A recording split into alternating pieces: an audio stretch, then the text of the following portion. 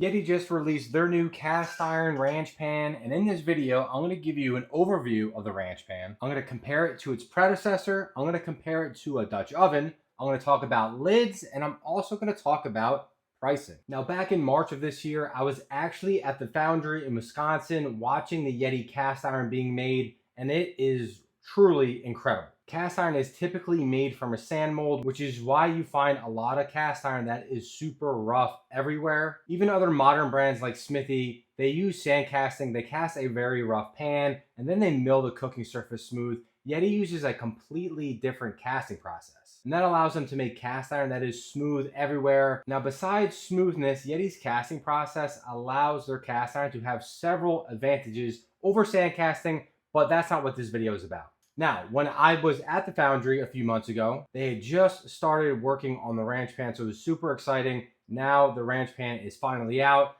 Now, I've been using the ranch pan for about 5 months now, and it's not a piece that you're going to use every single day, just like you don't use a Dutch oven or a deep skillet every single day, but it really is an essential piece that you will find yourself using quite often. So let's get into it. So here is the ranch pan. It's nice and deep, great for bread making, frying, braising, anything where you need something with high walls. One of my favorite things to make in the ranch pan is chicken cutlets. The high walls really allow you to get a fantastic baste. I braise short ribs in it. It really is super versatile. The walls are just shy of 4 inches tall. The ranch pan has the same size cooking surface as the number 12 skillet, which has a 10-inch cooking surface. You need to remember that the 12 on the 12-inch skillet is 12 inches from rim to rim, with a cooking surface of 10 inches. Again, 10 inches on the ranch pan as well. It fits 6 quarts, and once again, it's made in Wisconsin. Now let's compare the ranch pan to a Dutch oven. I'm going to compare it to my number 9 Griswold Dutch oven, which really is a great size. I use this all the time, and you can see that the Dutch oven is just a little bit taller than the Dutch oven, and you can see that this Dutch oven fits right inside the ranch pan. So the ranch pan is a fantastic size and really could be used as a Dutch oven. Now, if you're out of the loop, you need to know that YETI bought a company called Butterpat Industries in 2024. Now, Butterpat made 7 pieces of cast iron. We have 4 regular skillets, the Lily, Joan, Heather, and Esty. Then we have the Homer, which is like a deep pot. We have the Eric, which was a small braiser. And then we have the ranch pan's predecessor, the Joe. The Joe also had a 10-inch cooking surface and higher sidewalls from the skillets, but not that much higher, as you can see here. So you can see that the ranch pan is a much more jacked up version of the Joe. And those higher sidewalls really do make a difference. Now, if you want to use the ranch pan as a Dutch oven, you're probably going to want a lid. Now, YETI did release a stainless steel lid that fits both the ranch pan and their 12-inch skillet. Now, what's nice about stainless steel is virtually zero maintenance. You don't have to worry about it rusting. So a great option for your 12-inch skillet and your ranch pan. Now, what I've done, especially when cooking outside over a fire, is I've used the 12-inch skillet as a lid, and I just place it down, match it up as best as possible, like this. Now, it's not sealed on there tight, so you want to make sure you're on level ground. You don't move it drastically or it will shift and slide off. But I do like this option because you can put coals on the top. It's nice and flat. When my wife made bread, this is the setup we used. We put the bread inside the ranch pan, covered it up with the skillet, and just carefully pick it up like this.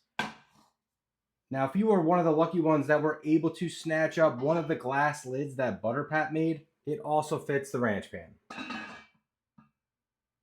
Now, some other things I want to test out is using the skillet as the bottom and the ranch pan as the lid.